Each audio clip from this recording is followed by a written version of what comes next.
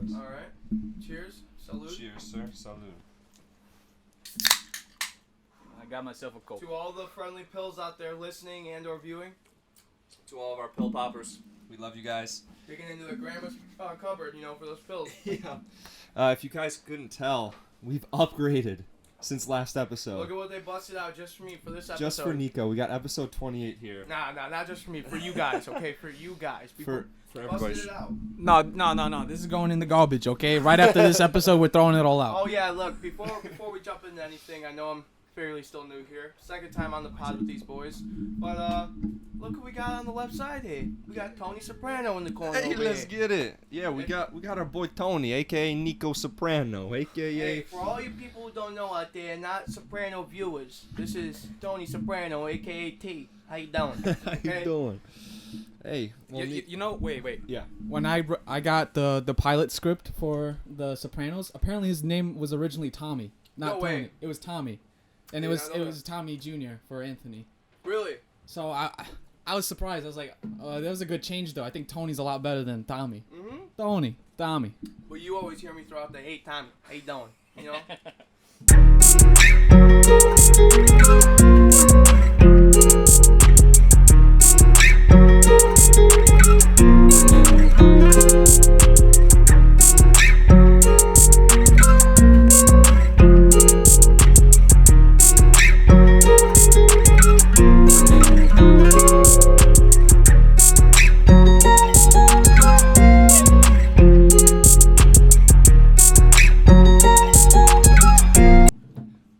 Welcome back, episode 28, Grandma's Pillbox.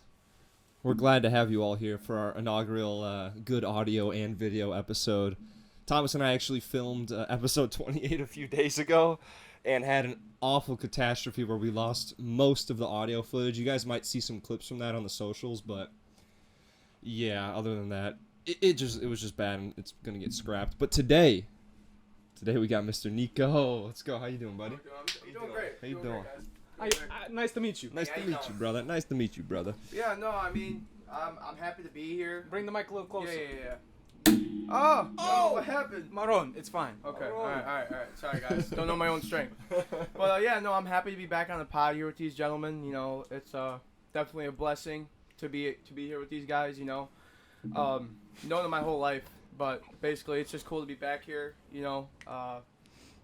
Second time on the podcast, not to be a broken record, but thanks for having me again, boys. For sure, yeah, and we're hoping to have you on pretty regularly. Yeah, no, for sure. I think one of my favorite podcasts was the one we did in the backyard, where we were just talking, like, good, it had a good visual, it had good topics, the flow was super good, and I think just the three of us together, like, work really well. It's a good aesthetic, I would say. So- I mean, Old, tried, and true. I've got to say, Merry Christmas, okay? This is December 26th. yeah, December 26th, we're filming this today. Feliz Navidad to all you Mexican viewers. Merry Christmas to all you American viewers. Happy Hanukkah. Yeah, Towards the end, I There think. you go. Yeah, I mean, and for all my people who are celebrating Ukrainian Christmas, kudos to you people as well. Yeah, true. I mean, it was kind of rough. They literally got bombs dropped on them on Christmas Eve. Like, Yeah, do I we mean- have no compassion anymore? Yeah, I mean, those are my, not maybe my cousins or anything down there, but I'm Ukrainian blood, so like I know, like that's I'm just happy to be in America, but I feel bad for my people down there who have to go through this BS of this scrutiny that they have to go through with Russia. I mean, it's actually insane. But let me not get political here because I'm not that kind of person. Okay. Hey. Let me- Get political. Yes. Get Yeah, political. I We- mean, no, we I want mean- your opinions, Nico. We want your look, opinions. bro, I can't really speak on it because of the simple fact that I'm not really that educated. But like I see certain things, like I don't know, Zelensky. People hate that guy. I love him. He's actually trying to help the Ukrainians. They're I don't know, just the mindset down there. They want to fight, but people don't want them to fight because they want it just to be over. But think about that. That's your own town and or little country, so to speak, because that's your guys' home of living. So for that to be stripped away and not for any other, relative countries to come to your aid, that's kind of messed up, man. Mhm. That's like leaving your kid out to dry. You have a 5-year-old kid and he's on the street and nobody wants to help him. Yeah, there's like always two sides to the story, but I believe with this one, one side is always being looked at, which is coming to help Zelensky. And I'm not saying he doesn't need help, but, you know, with the corruption, I can't cite any specific examples, but, like, literally that's what everyone always brings up, how corrupt they were and how we're sending money right now. And a lot of people just think that money is just being lined up in politician, like, pockets instead of actually going to go help Zelensky. Well, yeah, I mean, that totally makes sense. I mean, just government in and of itself is corrupt. So we, the people, don't really know at the end of the day where our money, where our donations are going. Only the government knows that. Or if you're a higher up, you will know because you know where your funds are going. But if not, you may as well just, you know, kick back with the rest of us because we have no fucking clue. You know what I'm saying? I mean, at the end of the day, us people, we the people, we really don't know. We really don't. We think it's going to a great cause. We could be funding something that's totally off topic. You know what I'm saying? Like, it could be going into something that it doesn't even relate to what's going on. It could be something totally ass backwards different, you know?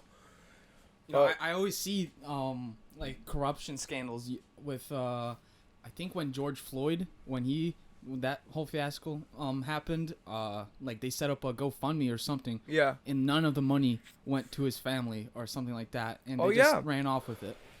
Because that's an easy end for the government and or a very intelligent person to make quick money, you know? Like, again, we the people don't know where that money's going at the end of the day unless you knew that person personally or something.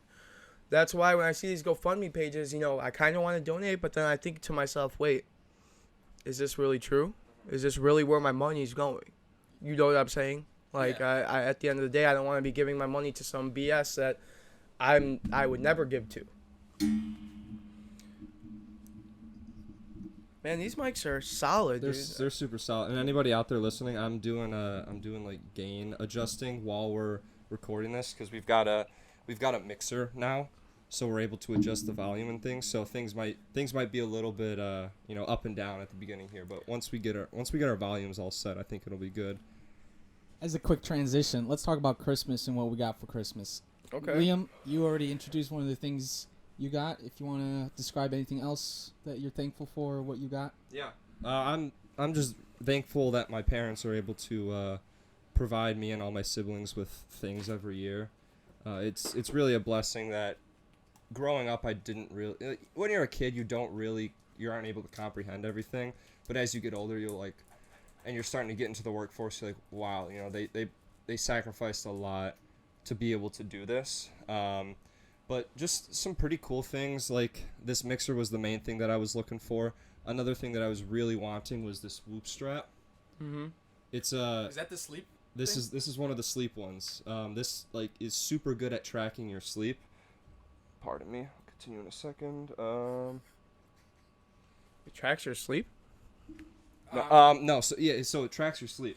Okay. So it's weird because it's not like a one-time purchase like an Apple Watch.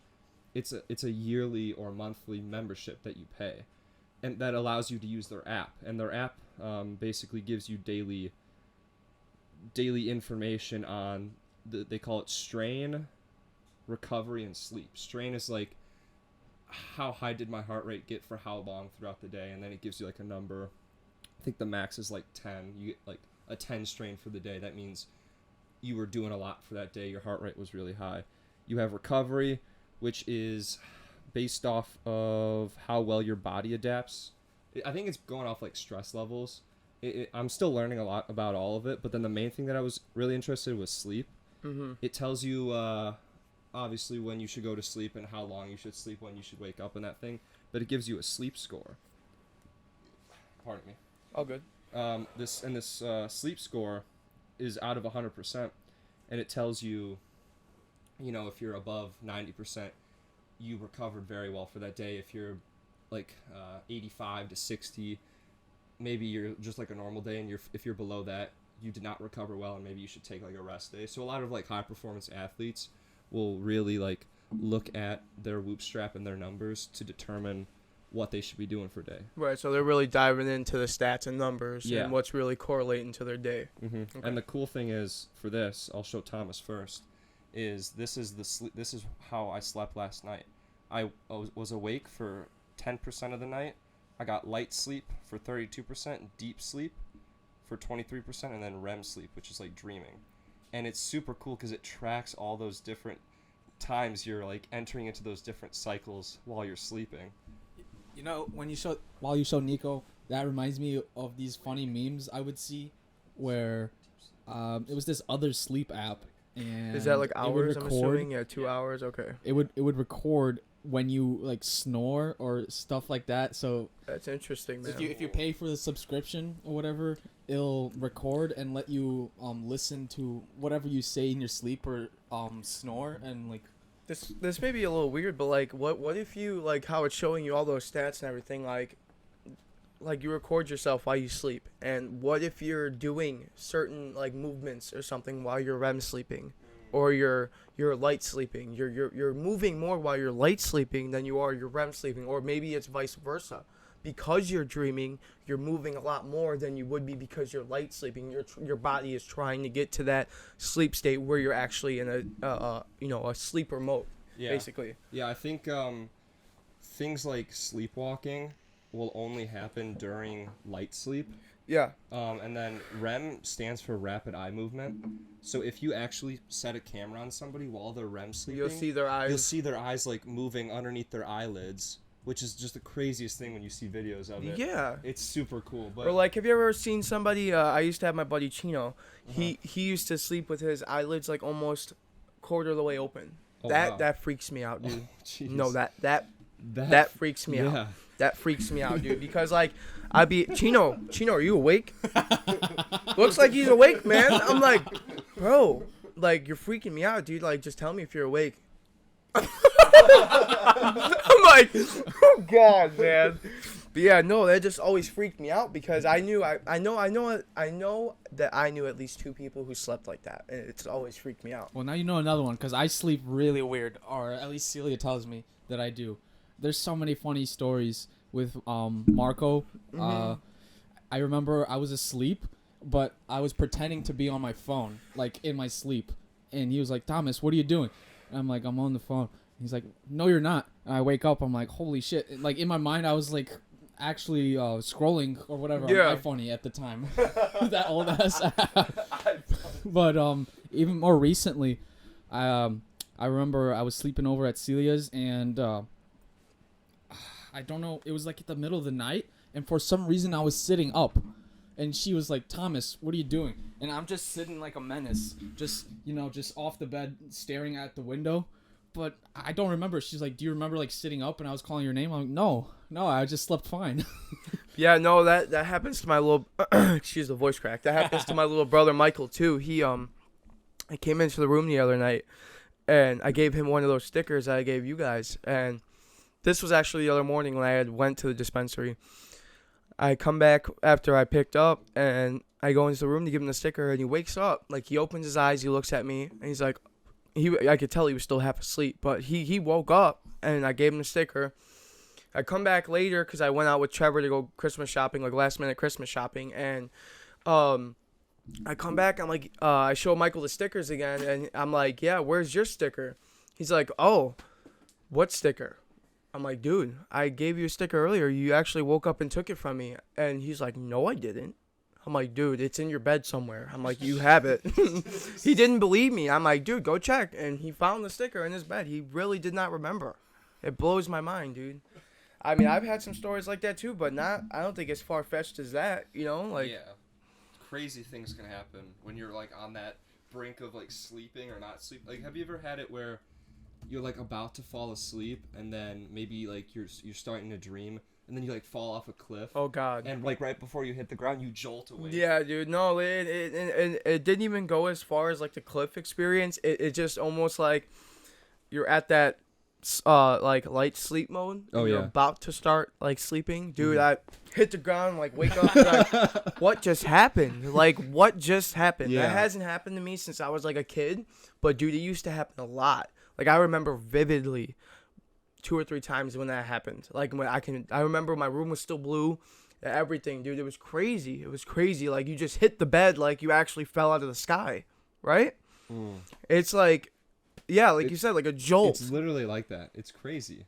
I don't know. That's weird. And I've never actually like searched into that, like what that is. But That is weird, and that other people experience it makes it even not weird, but it makes it even more comparable or relatable because it's happened to other people, so you don't sound crazy. Do you think when you dream or sleep that you go into like a different realm? Okay, I seen this on Joe Rogan's podcast not that long ago. Don't worry, we love Joe Rogan. No, Talk of course, about yeah, it. Joe Rogan's the man. But listen, they were talking about how Ari Shaffir did salvia, right? Yep. Salvia, right? And the guy made a comment like, oh yeah, you know, and we always wonder like, what if the realm we dream or go into is an actual real realm we're living in? Like that to me is scary because what if it is true? What if while we think we're awake, we're actually sleeping, and when we dream while we're sleeping, we are actually awake? You know, like I believe that. I believe in some sort of definition of that for sure. We're just a bunch of NPCs in the real world. Hey man, what and you then gonna when do? we go in the dream world, we get to be ourselves. Yeah, dude, and you know what? I don't dream as often as I used to. It's a very once in a blue moon thing, but when I do, it's kind of a vivid memory, but very small. If you get what I mean. I have crazy I'm like you. You dream every night, but you remember only very few, and the few that I remember are so vivid. And I remember having one with you in it. Mm-hmm. We were in like this scary Transylvania castle. And I don't know what the fuck. It was like a weird obstacle course. There were spikes everywhere, and you were just there for some reason. We were doing it all together. But it's crazy because it'll be months or maybe like even a year before I've talked to you, and you're in my dream for some reason. And I think that's crazy. Yeah, no, look, and I used to believe into something like higher than that. Like when we were younger, I would ask kids at school, was I in your dream last night? Because you were in my dream. Like, I'm not kidding, bro. And there was a few kids, dude, like Marco being one of them. And I don't know if Marco is bullshitting, but, dude, like, bro, I think it was like 7th grade, man. I thought I could be in other people's dreams. I swear to God. I really believed I could be in other people's dreams. Like, we would come to school, talk about it. Yeah, dude, I'm going to go to bed at this time tonight. We're going to link up in our dream. Like, I swear to God, dude. And that's really how it worked for me and a few of my friends. And for some odd reason, it worked sometimes. Like, we would say, yeah, dude, I saw you in my dream last night. Like, I think it's because of the simple fact that we're thinking or of that person, or there's a piece of our consciousness that has a memory stored that it's uploading into our neural system when we go to sleep. You know what I'm saying?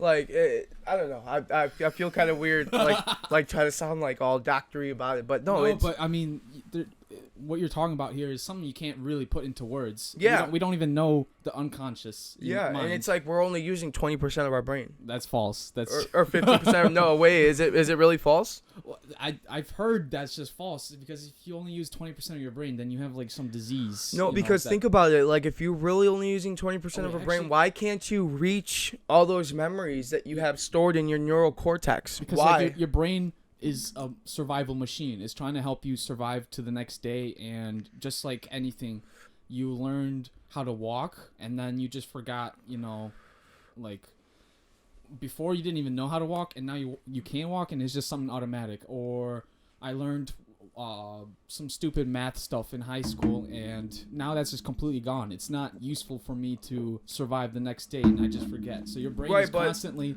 deleting and emptying the trash bin. That makes sense. But like because I was gonna kind of like venture off into disc golf, like how we have our forms, our stances, our puttings, like that all boils down to having muscle memory at the end of the day, because you're training yourself to do that. But it's not like you're losing it, because you don't play for 2-3 months and you come back and it's you get back into the flow. You know what I mean? You never really lose it. We always find our way back to disc golf. Yeah. We always find our way back. I mean, at least I always will. I always will find my way back, dude. man. I mean, and I have not played a decent amount over the past few months. Maybe like since October I've played twice. Yeah. But I feel like the moment I step out there, maybe whether it's a snowy round or once March hits and it gets a little bit nicer, will be a definite refresher for you. It will almost be rejuvenating in a sense, because you've taken this long break to where you can come back and play for 4 or 5 months straight, and you will not get tired of it, because you've had this long break to where you could be missing it so much, where you get back out there and you're like, holy shit. Yeah. What have I been missing? Yeah. You know what I'm saying? Like, yeah. And those bad habits that I might have been building, all out the window. Now it's just, okay, the habits you have Yes. and the good habits, and then maybe you can point out those bad habits now because maybe before you were so accustomed to doing it every day. Now you've taken that break, you come back out and you're like, hey, I'm kind of doing this wrong. Yeah. I thought I was supposed to do it this way, you know? I mean, it all boils down to me being on the T-pad in the moment, like, how is this shot going to play out? For sure. And that's a real skill, being able to just stand there in the moment. Yeah. Like, a lot of UFC fighters will, like, meditate and train so that at any given moment, like, I'm sure you've heard of Khabib. Yeah. He was one of those guys. The reason he was undefeated was because every single night he was fighting, he could enter into that flow state, the zone, whatever you want to call it. He could be present in whatever he was doing, and then, okay, it's time to go. Right. Some guys, I was having an off night. Khabib never had that. Mm-hmm. And that's what having, like, that mental strength is. Yeah, and that's where a lot of people's downfalls come because they can't let it go. Yeah. Because they hold on to that mishap or that mistake For sure. and they let it build. Oh, yes. So when that next mistake or mishap comes, it's only going to bring them down more because they've held on to what was happened before. Yes. And that's where literally the phrase living in the moment means you take life with a grain of salt, man. With whatever you're doing, you do because you want to do it, and you can let go if something wrong or something doesn't go your way, you know? And I add, we are not experts at this, but just the fact that we're talking about and thinking about it, I think is good because, one, people who are listening are also getting into that mindset of this one thing is not like a problem. It's the long-term effect. It's, can I just forget about what happened there and move on type thing. Yeah. Little phone call, Nico? No, actually, it was Drew hitting me up to grab some food. Sorry, Drew. In a podcast right now. Sorry, Drew. Well, we diverged very far off from Christmas gifts, I'd like to say. Yes. Liam, we're just going to move on. You got two great gifts. I'm jealous, but, I'm using this mixer right with you, so... Yeah, you are, buddy. This is also my gift as well. I'd like to just say I got not many gifts, but I love them all. And just how you were talking about as when you were a child, you couldn't really appreciate what you got. You just opened them and you're like happy, like euphoric. But now, I honestly, when my parents ask me for gifts, I'm like, I don't really know. Just get me like whatever, because like I got this bathrobe just because I saw The Sopranos and I was like, I want a bathrobe, and it made me happy. Like I think as a little kid, I probably wouldn't have been happy just getting a robe. Or I got the Sopranos pilot script from Celia, and it's, if you think about it materialistically, it's just a piece of paper, really, just a bunch of papers folded on top of each other. But it's the thought that it's a signed, script, and it's one of my favorite TV shows ever, and it's the pilot episode. It's like the introduction of that topic. Yeah. It means so much to me, and I just love it. And some other things that I got. Hey, what's up? Liam was recording something. I don't know, for his stash. What has he got? Oh, I got the Lego Infinity Gauntlet from No way. Yeah, from Marvel. Celia got me one of it's like a little stand thing, and it's just like to show off the gauntlet. Oh my god, I love it. Thanos is one of my favorite superhero villains. What else did I get? I got like these Adidas pants, and then I got a nice sweater. And honestly, that's all I really need. I didn't need just knowing that I've got a family, I've got a nice girlfriend, I got friends that are all healthy and living. It's just the best thing in the world for me. And I can't really, just like you were saying in the beginning, like people got bombed on Christmas. I didn't even know that. I was really shocked when you brought that Liam up. had said that. Yeah, I did not know that. I really didn't. Like I said, I'm not really educated on the whole. I don't stay up to date with this stuff, but like I hear about it from other people, so it just kills me, that it's going on. But yeah, go on. But just to circle back, it's just like being thankful for what I got, and just happy for this holiday season that, everyone's healthy. For sure. Really, that's all I got to say. But Nico, tell us what you got. Yeah, I mean, I will say maybe I did get a little more than they got, but like, little things. I got a couple of these vapes from my mom. For my dad, I did get the monitor that I wanted. I got a 27 GQ 40W, 40 wide. It's an LG gaming monitor. Let's see, what else did I get? I got I got this hoodie from my buddy at work. Yeah, baby. Yes, sir. We love that. I'm gonna show you guys my shirt in a little bit here, maybe halfway through the podcast. Yeah, I'll show you my shirt too. But oh wait. I don't know if I want to see anything less than that, Thomas. Okay. But got this hoodie. I got like $100 in gaming gift cards. Let's see. I got another Rick and Morty shirt, and that's about it. I mean, that's about it. A couple gift cards, some sweatpants for my cousin. But yeah, I mean, other than that, I'm thankful, not even for the presents, man, just like you said, thankful that all my family was there. I was able to see them. I did go see both sides of my family, so I did go see my mom's side of the family on Christmas Eve, and then Christmas Day, I went with my dad, and I saw my older brothers and my sisters, so it was a great time, man. And back to what Liam and you touched on, it's actually, I appreciate Christmas more now than I did when I was a child, because the things we have are materialistic, man. They can always be taken away like that, but the times we have with our family and our friends, that is something that we will hold on to forever, you know, with whatever you believe in, you know. It's just, I appreciate this a lot more. Like, I didn't even need any gifts this year, and I would have been satisfied. You know what I'm saying? Just knowing that I was able to get my little brother a couple gifts. I was able to buy my cousins a couple of gifts. That really made me happy. That made me happy because before, like last year, I couldn't say that. I couldn't say that I was able to buy anybody a gift. But now I'm at a point in my life where I'm able to say I'm a stable man, so to speak, you know. But I'm not content with life. I want to keep going, you know. And with what disc golf brings us next year, man, I'm telling you, I'm gonna be doing some road trips. I'm gonna be doing some tournaments. I'm thinking about hitting up Idlewild, and I'm thinking about hitting up Great Leadstone. course. Yes. Thinking about hitting Leadstone and Idlewild, man, because my buddy Larry that I play disc golf with, I know from league, he offered me, dude. He's like, look, man, next year is gonna be awesome. Would you, so like in layman's terms, would you want to be my roadie? Would you want to come with me and go play these tournaments? He's like, I would take you with me. And I'm like, hell yeah, dude. I would love to, man. I've never even been out of state. Nice. I would love to do that, bro.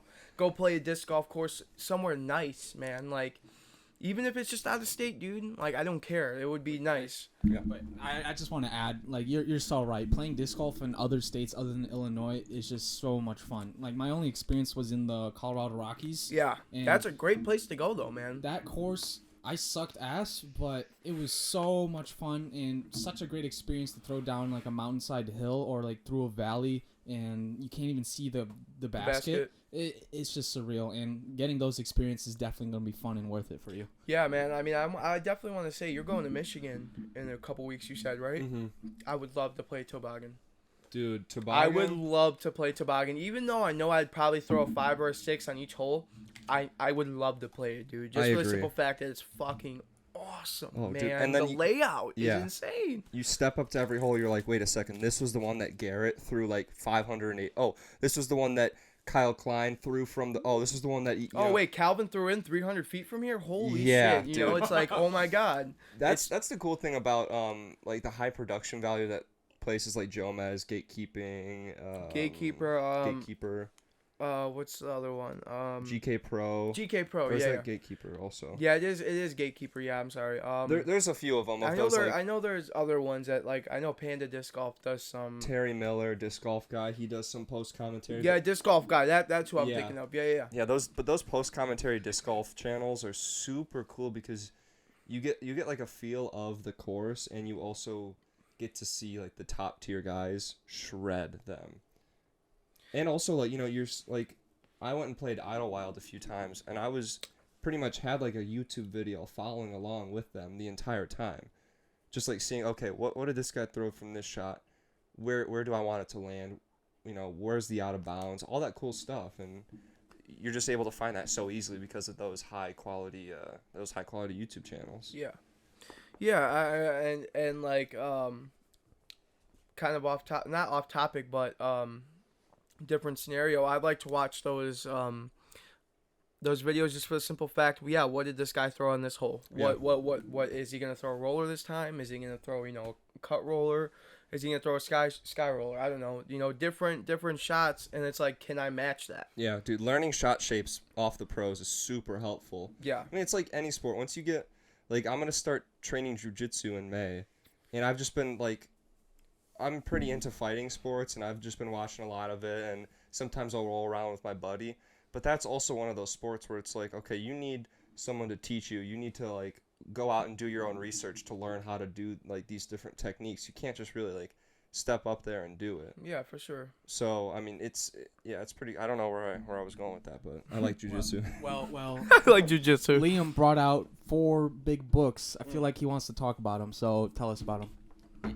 Yeah, so I had a few different books that I was trying to get this Christmas, and I didn't really mention them earlier, but a few of them are, I'm going to school right now for marketing, and that's what, well, hopefully this would be my full-time, the dream is this sort of setup, some sort of pillbox media conglomerate is the dream, but,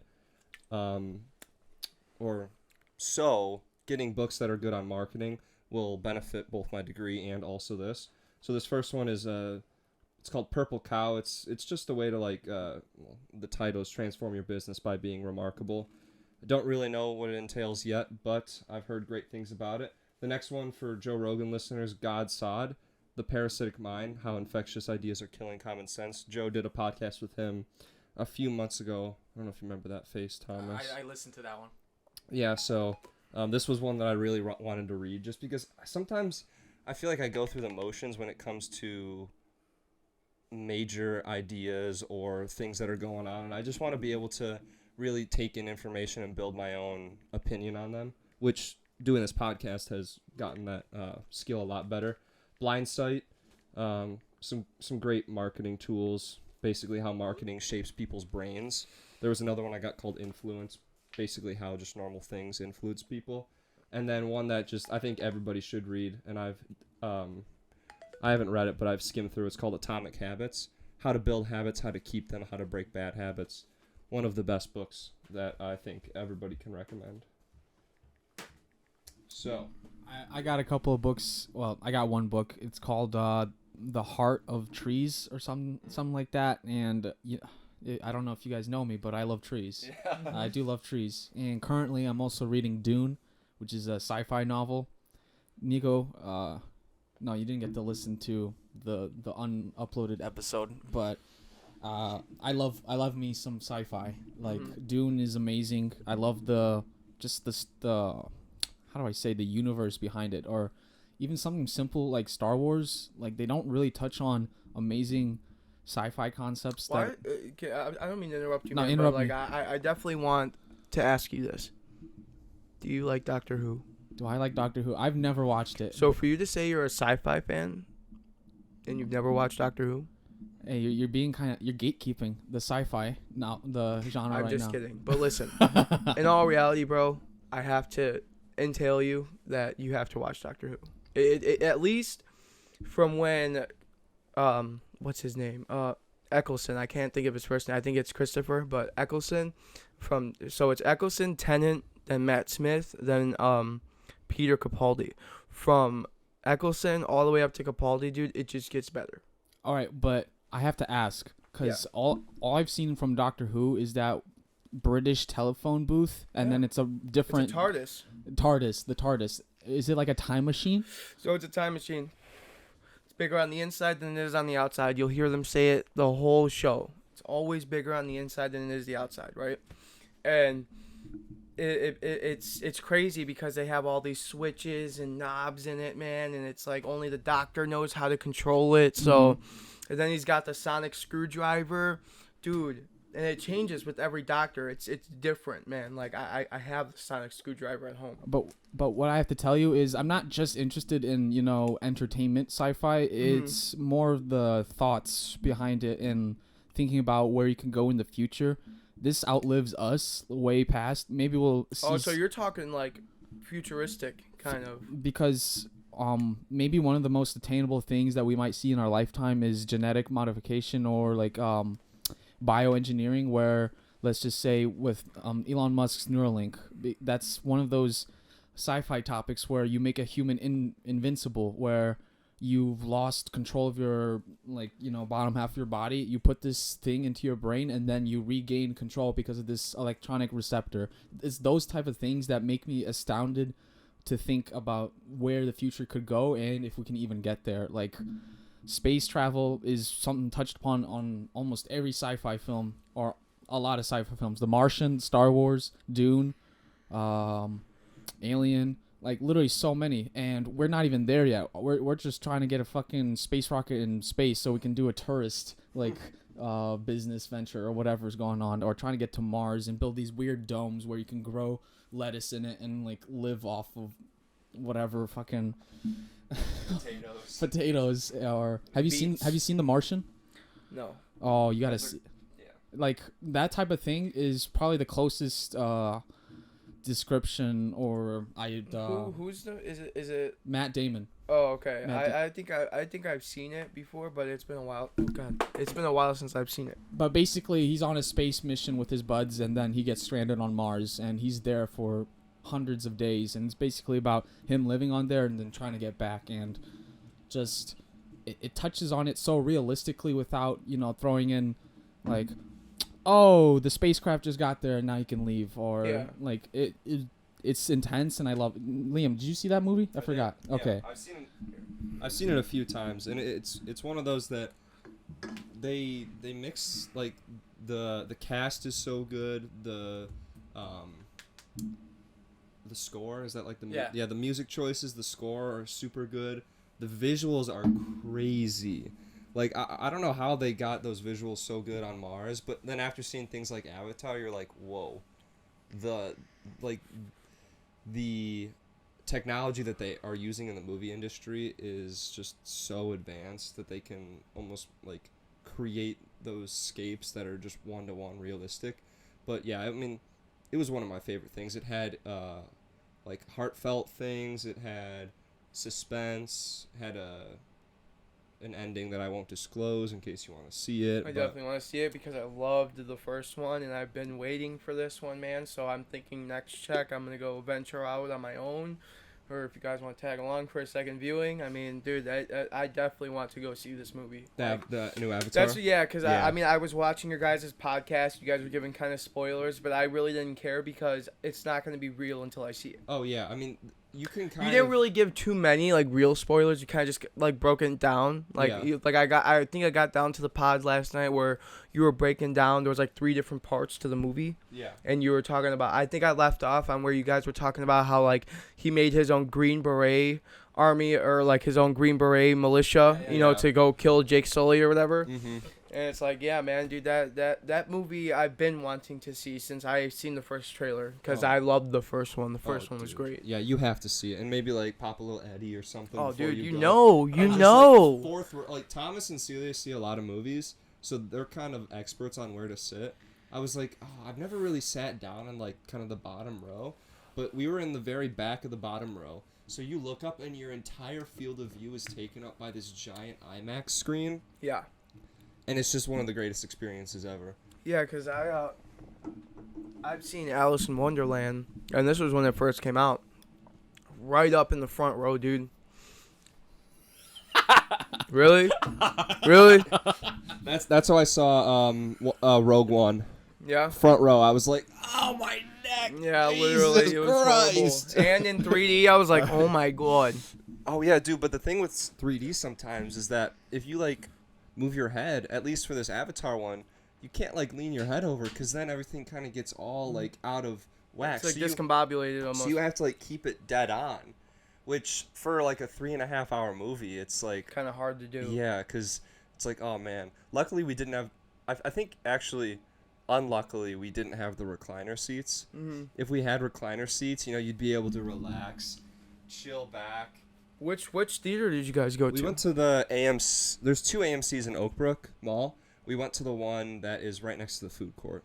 So you should have went to the IMAX one. Mm-hmm. That one has the recliner seats. Is that the other one in Oakbrook? Yeah, that's like the its own separate entity. Yeah. It's not a part of the mall. It's like actually its own separate. Oh, yeah. That one has recliner seats, man. And dude. Yeah, it's definitely makes the experience a lot more immersive. Mhm. Because when Doctor Strange Multiverse of Madness Oh, came yeah. out, I went and seen that, dude. It was fucking badass, dude. That movie fucking was badass. so good. Fucking badass, dude. Did you see the new Spider-Man movie? Yes, the newest one where all three of them are in there. Yeah. I've Yes, seen that one was so good. Yeah, it was pretty good. I agree. Thomas, did you end up seeing the new Spider-Man movie where All three of the all three of Spider-Mans? the Spider-Mans are in it together? Are you talking about No Way Home? Yes. Yeah, I saw it. I haven't seen the Andrew Garfield Spider-Mans. I didn't really care to see them. I saw some of the Peter Parker ones, like Tobey Maguire. Oh, Yeah. Tobey Maguire. Peter Parker. Just They're all Peter Parker, Thomas. Peter Piper picked a peck of pickled peppers. How you doing? close one. That was close, but How much wood could a woodchuck chuck? Woodchuck wood. there we go, Nico. He upped you. But where was I going? Tobey Maguire. I've seen the Pizza Time one. Like that one's great. And then I think No Way Home just did a great job of bringing the nostalgia factor When I into seen the effect. Green Goblin, dude, I was like, let's go. I swear, man. Oh, dude, that was definitely a great moment in the movie. But if I'm being honest, though, without the nostalgia factor, that movie's kind of mid because, That I can agree on, because the movie would be very mid without Andrew Garfield and or Tobey Maguire in the movie, because without the nostalgia factor, even with the villains in there, it would be definitely a fucking mid movie. I agree with you on that. yeah, like I don't know what the hell you guys were talking about when I was pissing, but I put Avatar above No Way Home. No. We were talking about how you guys were unlucky to not have the recliner seats, and I said, which one did you go to? He said the one that's by the food court in the mall. I said, well, you got to go to the one that's its own separate entity that's in IMAX, and they have the recliner seats there. But I was just telling Liam that it makes the experience that more immersive, because you're there and you can actually kick back and relax and watch the movie in your own way. A movie to me is great when I forget about the fact that I don't have recliner seats. When we went to theaters to watch Avatar, I was like, "Fuck, man, there's no recliner seats." But watching the entire film, I was sitting up straight, like upright. And I was just immersed in the movie. I didn't really care that I couldn't lay back. I was just. Yeah, Liam was just saying that like you had to keep your head straight, otherwise the glasses would kind of make the thing kind of crooked. So Yeah. for a 3.5 hour movie, we were saying that's kind of hard. You know what I'm saying? It is definitely hard, but I don't know if I'm just gonna reiterate myself. Yeah. Give me the 3D glasses. Yeah, there you go. Give me the 3D glasses. for I that told movie. Thomas on the way here, I was like, yeah, dude, you were pretty funny in the last pod, because you were like, yeah, man, any other movie, I'm like, yeah, give me the 3D glasses. But, for this movie, I was like, give me the 3D glasses. You know what I'm saying? Yeah. Yeah, after you explained it to me, I was like, you know what? And just thinking about it more, and especially watching a few trailers afterwards, just Yeah. not 3D. Like, even, I mean, this computer, this Mac, has a good screen. But it's just nothing compared to having, like, some bugs and some fish kind of, like, floating right in front of you. Oh, yeah. With those 3D glasses. Yeah, so I definitely took a massive L on that one. But side note, dude, these mics are so nice. Being able to just, They're like, solid, dude. Yeah, just move them and stuff, dude. So I What gotta an take a upgrade. massive deuce, and just Yeah. hit the cut. You know what I'm saying? So, oh yeah, Nico, just like another off topic. A dream that I have is, I don't know if you know Steve O's podcast. Yeah. Steve-O's Wild Ride, great. Does it in a van. Yeah, it's How great. crazy would it be It's great, if dude. we did Pillbox in a van? Dude, like and the that? fact that like just his van is so decked out with Yeah. everything that he would ever need. Dude. That's kind of like what gets me, is like, dude, he doesn't need to fucking have any kind of house or anything, because he can literally work on the road and live on the road. Yeah. Yeah, see, I don't think we would have a giant, like, camper van like that. Yeah. But it would be like, Something big enough for 3 people to sit in, have a podcast, maybe make a little lunch, yeah, dude, like an Astro van that, I cop, I refurbish it, clean it up, and just You probably build- gut the back end out, Yeah. and you put like 2 bench seats back there. Yep. You know what I'm saying? You gut the whole front or the whole back end out, and you just keep the driver in the passenger seat, and you gut everything else. Yes. Throw some benches in there, maybe some cabinets, maybe a little stove or something, or maybe even get something that comes with something like that, because you could probably find an Astroband that is custom fitted like that for something like that. Like some hippie has like the carpet and everything. Yeah, I mean, and all you need to do is kind of gut a little back end of it, bro, and just install some seats. You're all good. Yeah, and just, I mean, look at this. All we need is a laptop, and then we're good. We could do this anywhere. Literally anywhere. You guys could pull up to my house and we could be chilling in the parking lot, dabbing it up. Yeah. You know what I'm saying, dude? Like, no, because I was literally gonna ask you guys. I was like, dude, you guys want to come film this podcast at my house? I want to get fucking high, dude. I'm like, I'm being honest with you guys. I'm like, dude, I kind of, cause I can't smoke weed. Yeah. But I'm like, hey, listen, cause I asked Thomas before we came. I'm like, dude, you want to dab? Thomas is like, I appreciate the offer, man, but, if I do this podcast, I'm not going to be able to do it. Yeah. Oh, yeah, we had that once. I'm like, listen, Thomas, you know what? I think I kind of feel you on that, so I'm just not going to take a dab, too. Dude, hey, next time we record, though, I'm down. Yeah, that's what I'm saying. This is very easy to get over there. Yeah, and for the simple fact that I thought I was going to dab up before I brought eye drops, like, I want to be safe. Yeah. I don't want your mom to be like, you're the devil, get out of my house. You just want to respect the household. That's all you want to do. Yeah, no, because that was like the main reason. I was like, yeah, I kind of don't want to be disrespectful and come in like, all retarded. Nico just trips walking in through the front door. Dude. I'm like, oh, Merry Christmas. Oh yeah, Merry Hanukkah. Merry Hanukkah. Oh, Happy New Year. Oh, my bad. That's still a week away. Yeah, let's talk about how my birthday is very soon. When is it? Elvis's birthday, January 8th. January 8th? Let's go. You're going to be 22? 22 years old. How does it feel living your year? I feel fucking old. I'm just kidding. But, no, man. Wait, Nico. Let me formulate the question. Okay.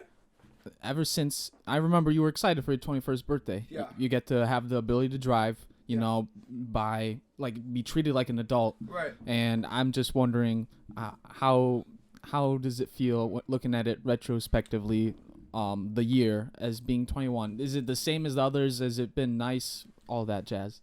Okay. I can break this down in a couple different ways, but I'll keep it plain and simple. Excuse me. Little belch. Yeah. A little belch, but the carbonation. Yeah, no, I will say that definitely looking at it in retrospect, man, being 21 is not all it's made up to be. It's really not, because then you're really looked at as an adult. So, for the simple fact that I have bills to pay now, and I have rent to pay, and I have to pay for where I sleep, it's definitely a slap in the face, because our parents tell us, nothing is free. Nothing is free, bro. And you know me. I was not the same person I am now. I was a way different person back in the day, doing all the bullshit I did. But now I look at it, dude, like I wasted a lot of my teenage years doing the bullshit I did. You guys are set. You guys have your degrees going. You guys got all that. I sadly didn't finish school. But I don't let that faze me, because I know I'm still an educated person. I know I can still talk to an educated person regardless of my degree or not. But back to your question, it's just hard, man. Like, knowing that I'm 21 years old, knowing that those years are never coming back, and I'm only gonna get older. It's definitely, for you viewers, you're probably, oh, this guy's a fucking idiot. He's only 22 years old. No, dude, like, I know it's only downhill from here if you don't make your life what it's made out to be. If you don't make it out to what you want it to be. But back to your question, yes, man, 21 years old is definitely... It's not what I expected it to be, but yeah, there's some pros and cons. Like, I just talked about all the cons. The pros is that, yeah, I can go to the dispensary. I can buy cigarettes or my vape. I can, go to a titty bar. I can go. Hey, listen, I was just pointing out the good things. Bada bing. Yeah, what are you gonna do? I'll go to bada bing. But it also sounds like you have secured like a good solid job. Yeah. You've got like a good routine going. Mm-hmm. You're healthier. You've got like that passion in disc golf, and all that's grown over this entire year. Yeah, man. So yeah. I mean, what like. I know like what you just said. You were like, man, it's only downhill from here. But really, like. But I also said, if you don't make your life what you want it to be. That's true. That was my finisher to that statement. Yeah. Because, yeah, you can say your life's going to suck, dude. Everyone's life sucks. When any which way you look at it, I can say your life sucks. You can say my life sucks. But in the end of the day, I can think to myself, my life doesn't fucking suck. If anything, his life sucks more because he wants to say my life sucks. You know what I'm saying? Because you can look at that person, he's just trying to make himself feel better. Yeah, for sure. He must really be in the place where his life sucks. He really must be in that kind of place. But like you said, I have that healthier mentality, healthier body, so I'm more of an astute person because I look at what I used to be and I'm like, ugh. You know, almost like, ugh, like who was that person? And for the simple fact that you said just what you said now, stable job, like I'm that really touches me, bro, because I couldn't have said that a year ago. Yeah. I couldn't have said that throughout all my teenage years. But for the fact that someone that is I think to be my best friend says that about me, that makes me really happy. Really, It does, because that's something I could not say to myself. That's something I know that anybody else that I knew could say about me, because that's not who I was. Yeah. And it really soothes. Oh God, I did this again. It really soothes me that I can say that, or you can say that about me, because, yeah, broken record. But yeah, man, it's just, it feels great to be at a point in life where you're stable but not content. Yeah, You're not content with what's going on because you want more. You want more. Yeah, that's how I think people should, like, well, I guess that's how it's good to live, is to always be kind of wanting more. The theory that it's good to be uncomfortable, because if you're comfortable, you're not growing. Yeah. It's like a real thing. It's a real thing. Thomas? Yeah, just Take a step out, Nico. No, I'm just gonna continue. It's a little hot down here. I'm just gonna continue because Liam and I talked about this on episode 19, I believe, and it was just basically we're very young. Maybe it's too much thinking that we're doing, but I really don't think there's any harm to thinking about stuff like this, where Nico is kind of being judgmental towards himself, but you kind of have to be in order to push yourself to for growth, because in that episode we were talking about finance and stuff, and honestly, I don't know if the market's doing that great, but this doesn't relate. What am I trying to go for here? Yeah, Nico, you're thinking the right things. Just keep, yeah. For all of us, just look back, think about where you were, where you've been, where you're going, where you are right now, and just be happy that, like you said, like you got a job now, you got money. Like, even though you've got more responsibilities, that's just what pushes you forward to keep growing. Yeah, I mean, I just opened up my own bank account. Like, I mean, that's something that I know I couldn't have done a year ago or any previous time, because I didn't have the funds to do it. Yeah. And, it makes me feel a lot more like a man because I have my own debit card now. I don't have a credit card yet, but I have a debit card, which means for my bank, just to throw it out there roughly, I have to keep $1,000 in the bank account each month, or I have to have at least $1,000 deposited into there. So I don't have to keep it in there, but I have to have at least $1,000 put in there every month. So I make a little over $1,000 a month. So that's that it's actually a good plan for me, because I do make that, if not just about. So the plan that I got, it's working out pretty well. I mean, I just started it this month, but who knows what the future entails. There you go. What bank is it with? It's Huntington. Okay. Yeah. Okay. And I would say a credit card could be very beneficial for you. Yeah. Like, because there's some credit cards that you can open up where you don't need any sort of previous credit score or anything like that. Yeah. You can pretty much just go online, be like, yeah, this is how much I make, this is my social security number, this is my name, and they'll send it to you in the mail. Yeah, because my banker was telling me, she's like, yeah,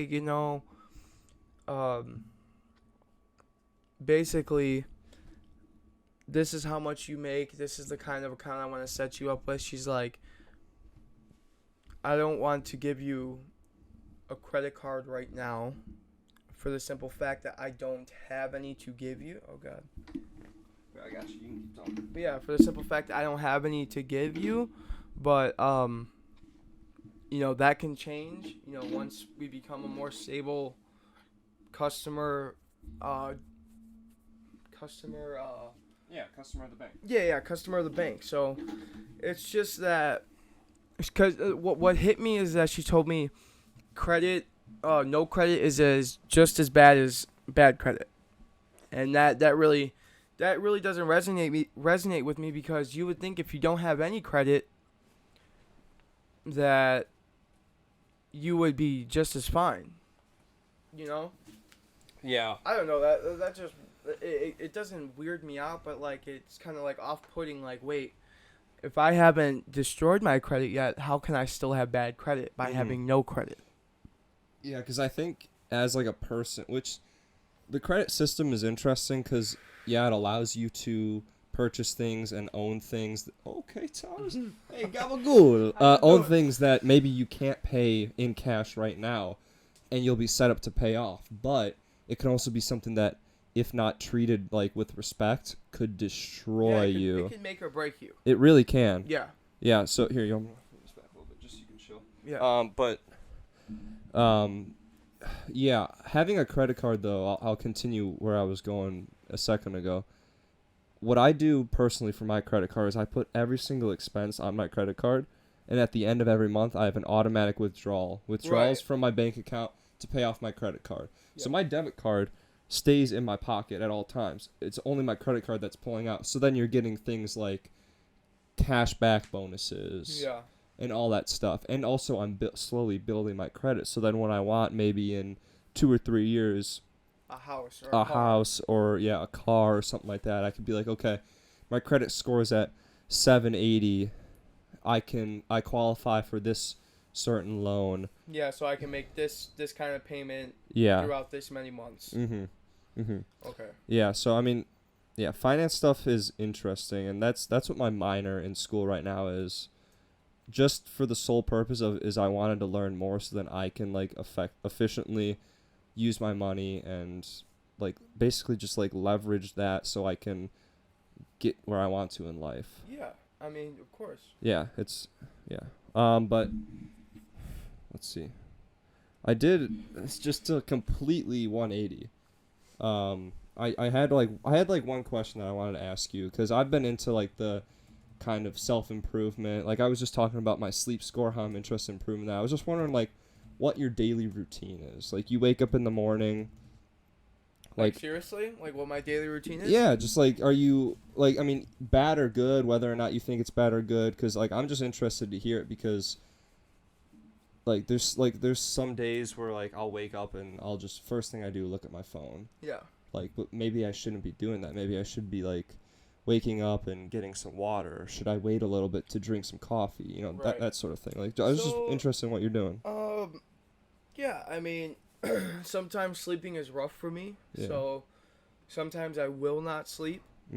Those days are really rough for me, but on a regular, good sleep day, I wake up, and my phone's a piece of shit, so I have to look at my phone in the morning like I have to, because it'll either be dead, or it'll still have some battery life on it, because, you're not supposed to keep your phone on the charger, and, like, my phone has, like, a 71% peak performance, so it's at, like, 70% every time I charge it at 100. Oh, wow. Yeah, so I wake up, maybe check my phone, hit the can, drain the tank, of course. Maybe drop a deuce, whatever you gotta do. Yes, sir. Take the Browns to the Super Bowl. Yes, sir. And then I hit up. You never heard that? Wait. Wait, what did you say? I said take the Browns to the Super Bowl. Yes, sir. Watch them turn around and round. But listen, so then, obviously if I'm stocked up, I'll hit up my dab cater. Gotta take a nice dab, and then look for, because I'm not really a breakfast person, so maybe I'll look for a snack or, something that will keep me full until I either have to go into work or until I want to eat again. And then, so usually okay, so on my days of work, I'm usually up 3 hours before I have to go into work because I don't like to wake up. I used to do that when I first started. I used to wake up like an hour before I'd have to go in. I hate that shit. Yeah. And I used to sleep till like 12, 1, 2 o'clock. I like to wake up with the birds now. So it's like I'm usually up 7, 8 o'clock, or latest I'm up like 10 o'clock, right? So good time. I mean, sorry. And what time do you think you're going to bed? Like? I like to be in bed before 12 o'clock. Before 12 o'clock. If I'm up past 12, like I was last night, it was very shaky for me to make this podcast this morning. I'll be honest with you. because I didn't know if I was gonna wake up. I was up about 10 o'clock this morning, dude. Be honest with you, I was up about 10 o'clock. I didn't even have to wake up to one of my alarms. I woke up by myself, and that's usually how it goes, man. Like. Yeah. I'll wake up, and it's crazy because I'll wake up before my alarm goes off, like maybe 5-10 minutes before. It's weird, right? The body just knows. It just knows, like, because like my alarm is very like unpleasant. It's like, so like I'll like wake up and I'll, oh shit, turn that alarm off. You know what I'm saying? So like my body like knows to wake up, turn that fucking alarm off before you gotta hear it. You know, because it's so early. But I go to work. And, you know, usually by the time I get off work, you know, it's usually a 6 or 9-hour shift. Get off work, I come home, usually looking for something to eat again, you know, gotta fill the gut. Of and course. then I usually hop on my Xbox, bro. But if we're talking when it was still nice out, I would either get off work and go play disc golf, which was in the morning. So I'd go for a morning shift, get off at about 3 o'clock. Or I would close 9 o'clock at night. And I'd wake up at 7-8 o'clock the next morning and go play for 3 hours. Damn. And then go to work. The grind. Yeah, no, I really like disc golf that much to where I will go play for 3 hours before I have to go work a 9-hour shift because I just like it that much. Yeah. You know what I'm saying? Like, for me, disc golf, there can never be too much played. At least for me. Oh, I can never. I know that about you. I can never play too many holes. Literally every time I'm playing, let's play another round, man. Yeah, let's play dude, another round. always. And we're on like round 5. I can't even walk. My arm is falling off, and you're like, And the let's go for another one. the 240-pound big fuck is like, yo, let's go run another round, dude. Like, let's go walk again. Let's go walk another 2 miles and fucking throw frisbees, you know? 20,000 steps a day over the summer. Yeah, dude. I mean, you probably do get a ton of steps. Yeah, I do get a lot. I mean, just fuck, dude. I know people who play Delwood and they're like, dude, I cannot play again. I'm like, dude, let's run it again. I'm like, That's a tough one, dude. dude, I've ran Delwood twice before. You're a madman. Yeah, man. I've actually ran Delwood twice and went back to play Commons 3 more times. Yeah, dude. I think the most I've played is over 100 holes in a day. Yeah. Iron Man. Dude, I see some Iron Man tournaments where it's like 4 18-hole rounds. And I'm like, oh, dude, how could you even do that? And then there's Nico, just doing that every single day. Yeah, dude, I'm out here. I mean, I don't know, dude. It's never enough. Yeah. It's never enough for me. Well, when it's something you love like that, it's like, man, if I find so much joy in doing this, why not keep doing it? And it's good for you. Yeah. It's a skill that you're working towards, so your mind is growing, your body's growing. Yeah, I mean, I don't see any problem with it. Yeah. Unless you were, like, actively playing while injured or something. Or if I was just getting out there and getting shit-faced. You know, just getting plastered, bro. That, too. Yeah, because I know a few players who do that. Call them out. Call them out. No. Seth, okay. Seth, you still play great, all right? It's still a beast. J Camp, you're insane, but you drink. No, I'm just kidding. But, no, dude, I mean, don't get me wrong. I get plastered when I go sometimes, but I usually don't play well. And that's usually, I mean, I feel like that's usually with the boys, right? Yeah. Yeah.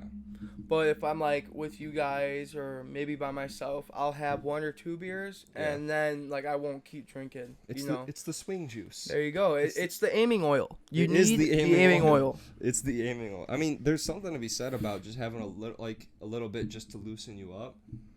Like, I mean, it's kind of like that. Maybe Habib just shotguns a beer before every fight, just to get him loosened up so there's no nerves. Yeah. Maybe he does that. I don't see the problem in that.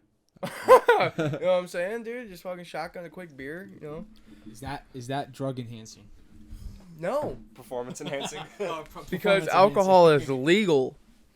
Okay, but what I don't get is like testing athletes for weed, so to say. Like if they've smoked like basketball players during the COVID bubble, I'm sure they were.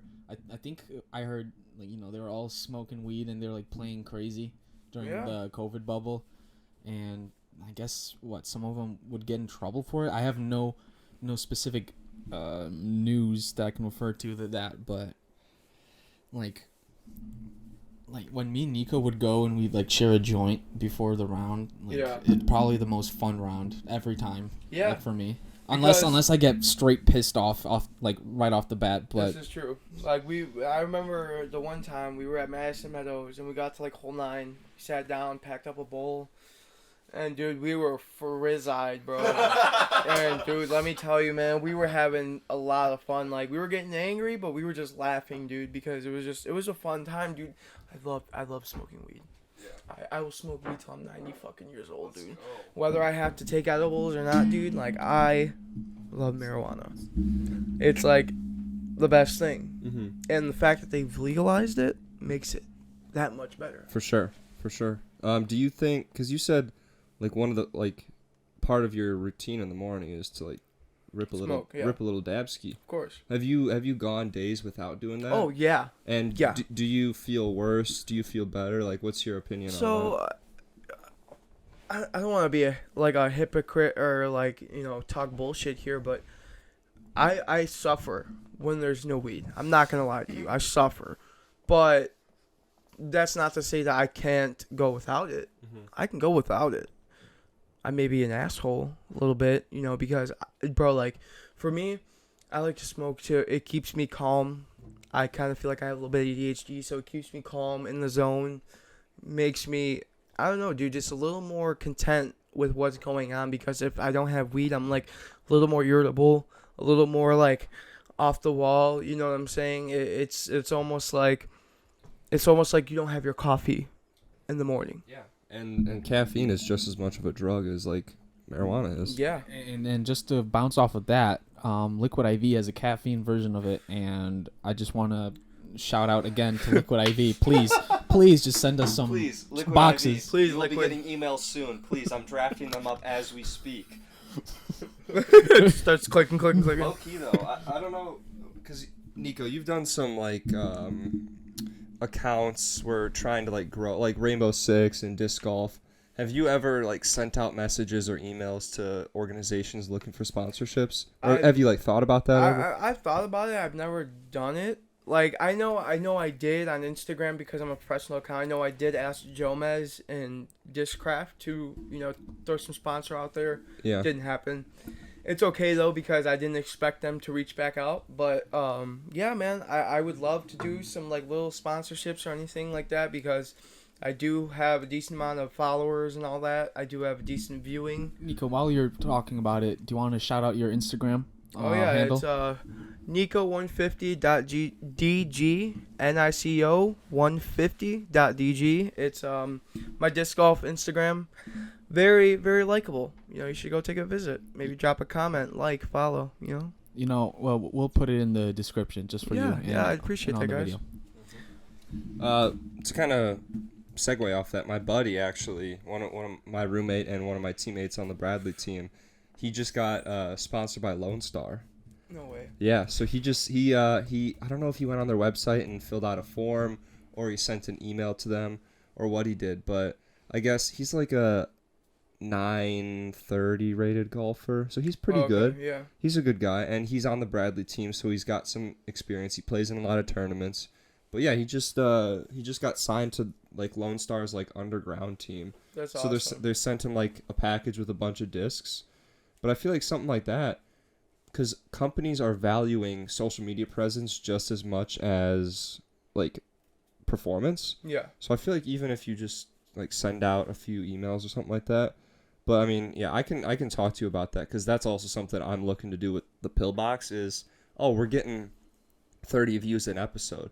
There's got to be some organization out there that will send us some sort of merch for like a shout out.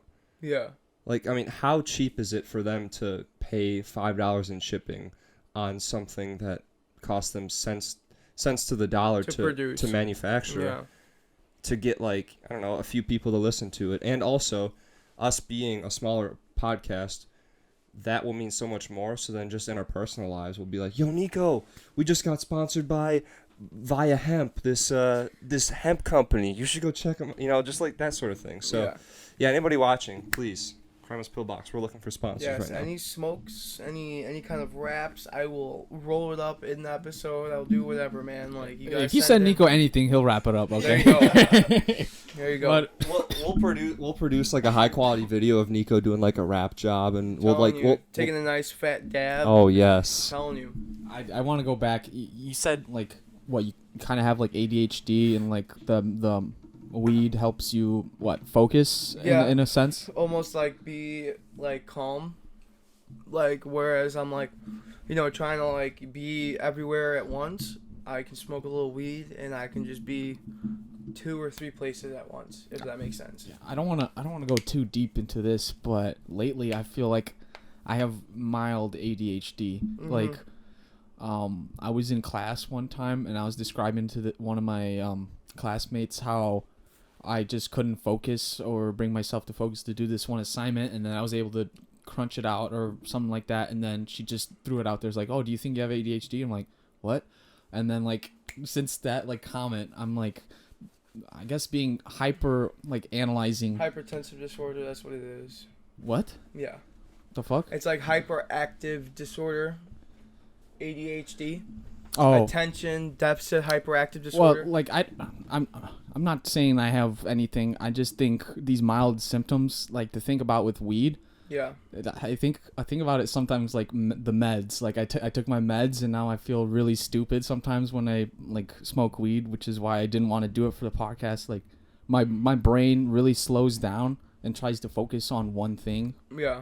And I don't know, when you brought that up, that's just what I thought about. Like Yeah, no, I don't know if you want to touch any further on that or something. What? Well, no, what's wrong with the vent? No, it's hot. I was wondering, like, cause this whole basement used to be really cold, and then I think my parents got it sealed or something, so now it's just like nice and warm down here. Oh yeah, it is. Which is nice, but it's also like, dang, I'm kind of. Yeah, I'm like sweating on the back here. And Yeah. Hey, sorry, we got some disinfectant wipe. like a fucking gym, Dude, like low key, though, that's like the perfect seat. Low key, once Nico leaves, I'm gonna. Oh, wait, what? Oh. Jesus, Thomas. Okay, all right, Nico. With you coming on the podcast, I wanted to ask you maybe like 2 deep questions and just hear what you think, because you said when you were talking to me, like, damn, Thomas, like you're talking with Liam about all this shit and we never talk about it. Well, let's talk about it, okay? Okay. And I want to start off first with, do you think aliens exist, or as another add-on, like, is there life out there in space? Well, that's a good question. Yes, I do believe there are extraterrestrial beings. How do you explain all these crop circles and there's just this phenomenon that goes on around the world. Some of the stories of people being captured by aliens, it's like, how can you make something like that up? And for like, I don't know, just for you to actually go on your whole life believing you told that story, like, I don't know. Some people can live with it, but I just don't know if I could. So me being the believer I am, yeah, I believe some people. And to touch on, is there life in like space? Yes. Maybe not in this galaxy, but somewhere far out there, far, far away, there's life. I believe. Like, it's absurd to think how huge not only our universe, space. Like just like one of my friends told me when we were like smoking out in the back, we were thinking about space, and he's like, it all exists and it makes no sense. Like these random conglomerations of rock are just hurtling in this black empty box, and somehow it all just works where there's these hydrogen and metal stars that just fusion happening, where it gives off all this energy, and then you have these random rocks that somehow end up in orbit, and then Earth got hit with ice and like these carbon asteroids, and somehow we formed from these single-celled bacteria to now where we're talking about some bullshit on a podcast. Yeah. And it's crazy to me how you can't believe that there has to be another timeline out there where the same thing is happening, and all of that. I totally believe that, man. And I don't know, we'll never know until we venture out But like that it's almost as astounding as we don't even know what the fuck's at the bottom of the ocean. Yeah, we know more about space than we know down there. That's what I'm saying, dude. The ocean is really what picks at my fucking brain, dude. We don't even know fucking probably 75% of the creatures that are down there, dude. And we haven't even hit the fucking bottom of the ocean.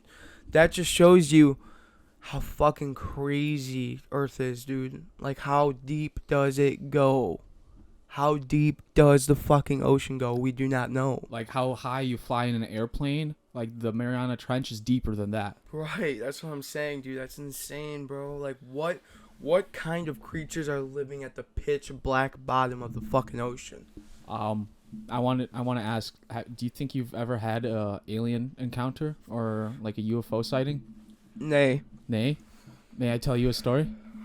Go for it. Okay, so Celia and I were chilling out in my backyard, just having a campfire. It's during the summer, and we were just chilling. Like, we had nothing else to do. Let's just start a fire. And there's an airplane flying above us. This is during the nighttime, and it's decently far away. Like, it looks small, you know, and you just hear like it's flying over us.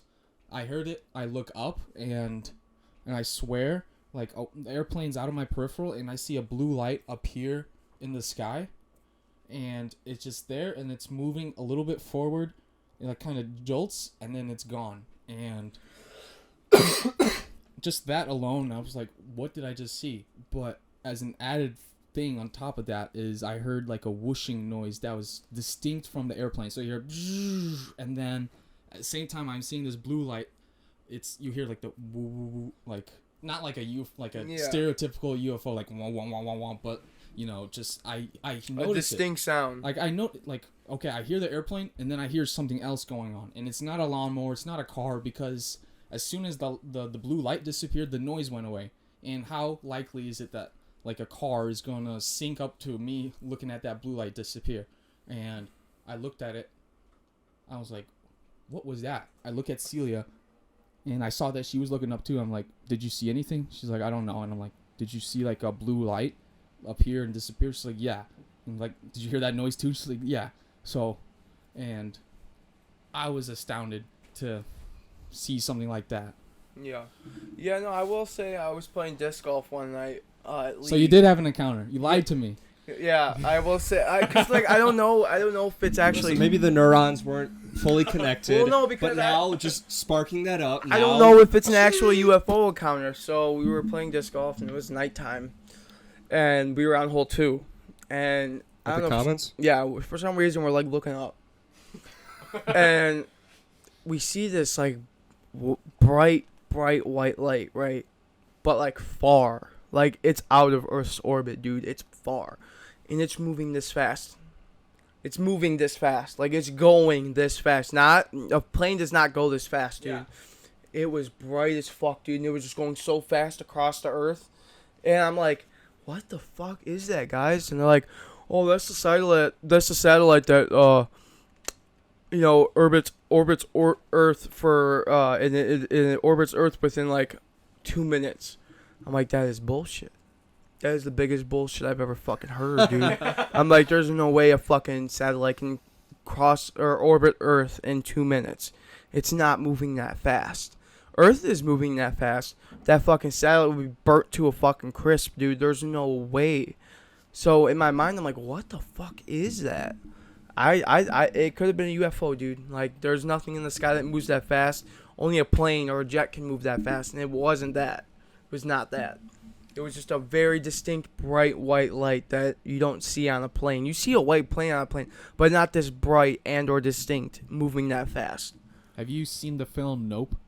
No. Okay. Nope. Well, nope. It's a Jordan Peele film, and basically about this person seeing what they believe is a UFO, but it turns out to be something else. I don't know. I honestly loved the film. Some people were expecting like horror Jordan Peele and were disappointed. So I don't know if you want me to spoil it. Go ahead. I'll probably never watch it. They think it's a UFO, but it turns out that it's this weird alien being that can transform into a cloud. So it disguises itself in the sky, and then during night it flies out and it turns into what looks like a UFO, but that's just how its body looks like, and it creates a vacuum, so then it sucks up anything that's below it.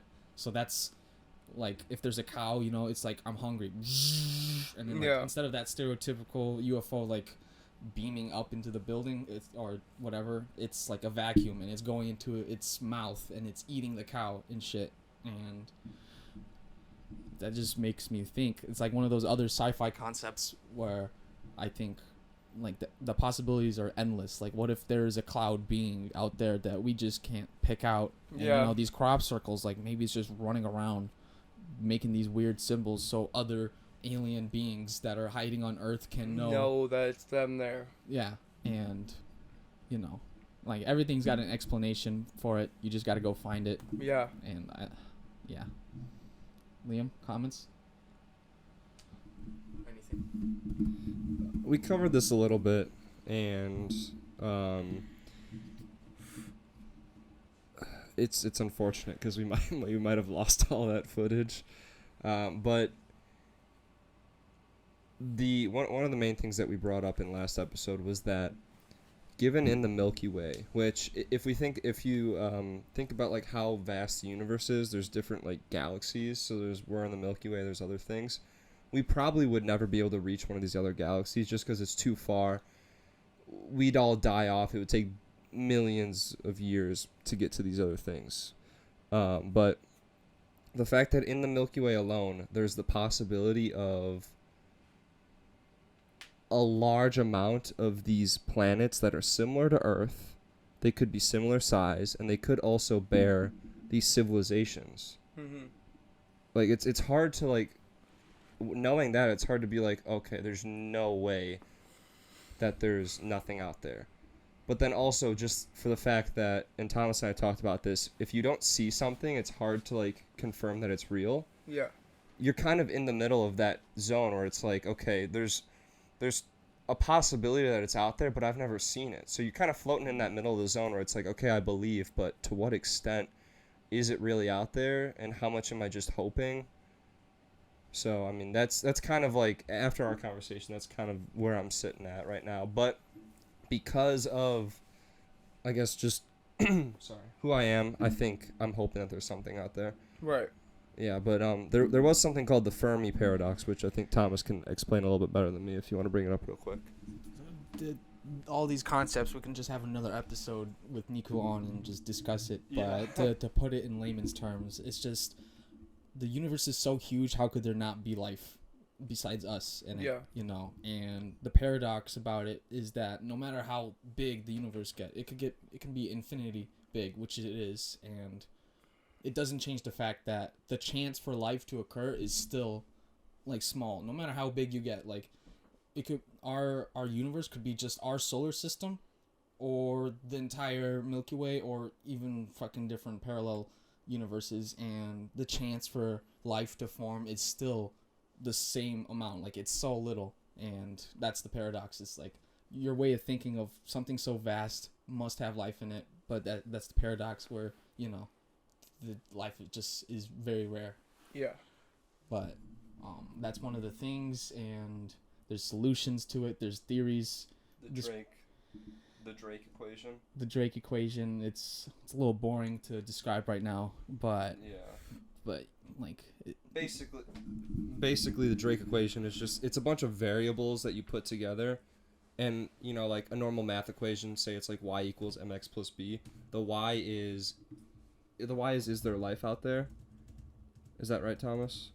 The what? The n in the Drake equation, like just equals the number of civilizations. Yeah. Number of civilizations out there, and then you've got all these variables, and like each variable is, you're kind of like working your way down, smaller and smaller. Okay. Yeah. Why don't you? Okay. Yeah. You go. I just want to try to sum it up quickly so we're not wasting our breath. You go from how many stars there are, because you can't have life unless you have energy. The star provides the energy. How many of those stars have planets that are in that habitable zone? So, like, if you're too far out, it's going to be fucking freezing. If you're too close, you're burning your skin off. And then how many of those planets have conditions that, you know, life can actually live? Like, is there water on that planet, or is it just a desert? Yeah. And then you go from there, and it just keeps going further. It's like, how many of those planets actually have life surviving on it, and then how many of those planets have civilizations that can create technology where you can even notice them, because this equation is like an answer to that paradox that I described, which is like, why can't we see life out there? And it's like, maybe not even a lot of them make technology good enough where we can notice what's happening. And then the last part of the equation is L, which is the length of time that they have this technology. And if it's super small, maybe they like destroyed themselves. Like they just set off nukes like we might someday. Hopefully not. Hopefully not. I don't even know if that's wood. Yeah, it's probably like some IKEA wood. Okay, IKEA wood, save humanity. Save humanity, please. But that's basically it. It's like describing in a mathematical way why we don't see life out there. Right. It's super interesting. Like, I think the best way to consume that sort of stuff is just watch YouTube videos. Thomas has got a guy that explains a bunch of like, really. Is it more of like a storytelling, or is it like? It's just like a video. It's I would say it's like short form podcasts where it's 30 minutes on a certain sci-fi topic, and he just delves into like what it's about, what it can be about. Yeah, just to touch on that, my older brother Jason, he's really into all that like Area 51 stuff. Like we were having a very in-depth conversation about it, how the one guy who was there, I don't know if he like threatened to go public or something, but he was killed in his home like 2 days after. Wow. Yeah, like because he wanted to go public about it, and the government did not want that to happen because, I don't know, my brother was basically telling me that the government made a deal with the aliens, basically saying that the aliens can, accompany this Earth, like they can live on this Earth and study us as long as they bring us their technology, like alien technology, to allow us, basically the government said, we want to study your shit, so give us your shit and we'll give you ours. We'll let you inhabit this Earth if you let us take your technology too. We'll let you study how we live if we can study how you live, basically. That's a very bold conspiracy, I believe. I think if aliens... Interesting. We got these free mics and all, but the stands are not perfect. But we work with what we got, as always. Yeah, that's good. Or what if you scoot the chair forward a little bit? Liam is staging Nico, telling him what to do, telling our guests what to do. By the way, there is, yeah. If you just go through that door to the right and go straight. Good. There should be a bathroom right there. Alright, so now... I'll hop in Nico's spot real quick. Okay, well, let's not continue that conversation. How do you feel about these mics? Dude, these things are so nice. Oh, I love them. I love them. It makes it feel like when we just had the phone audio, it kind of still felt, I can't say fake for real, but with these mics in my fucking face, it feels like, yeah, I'm actually talking into a computer and it's going to be heard. Yeah, you don't have that like imposter type feeling. Imposter syndrome? Yeah. I deal with that a lot, actually. Mm-hmm. Imposter syndrome. Like, I'll be at work and I'll be like, I just sat through a meeting on this super high, like, advanced business. Like, we're putting in, like, a new software that's basically gonna... It's like a customer relationship thing, so we're able to track our customers a little bit better. And it's gonna cost us like a couple $100,000 to do it. And the actual business that we're focusing it on is our online like e-commerce parts business, which is like a $30 million business a year. And I'm sitting there, I'm like, what? You're dealing with all this money. Dude, I'm like, luckily I'm not like, my hand isn't actually touching it, but there's so much of this stuff that like even going through college, going through like business school and all that stuff, you really need to do internships or else you're not going to be able to put experiences to the concepts that you're learning. Yeah, I mean, that as always. Yeah. I wanted to say this when Nico said he couldn't like graduate. I just wanted to splurt out like education's a scam. Same here, kind of. It basically is. Because like Nico, he's eloquent. He's got a good amount of like charisma, confidence. so he can hold his own in a conversation. My phone? Yeah. So I think we should probably wrap it up here soon. Yeah. I got work here soon anyways. When you got work? 3:15. Nico's got work at 3:15. What time is it? 2:40. 2:40. Okay, so yeah, let's. We wanted to talk about a crap load of stuff. And Nico, thank you for joining the podcast. Of course. Yeah, I appreciate it, Nico. Yeah, happy to be here, boys. Yeah, thank you so much. Honorary handshake. Yes, sir. Yes, sir. Thank Ladies you, and gentlemen, guys. episode 28 or 29. Not sure what we'll 28. 28. All right. Thanks for listening. Drop a like, comment. Tell us what you think about Nico. Please say you love him so we Please. can bring him back. Please. I'd love to be back again. Either way, he'll be back. All right. Love you guys. Bye.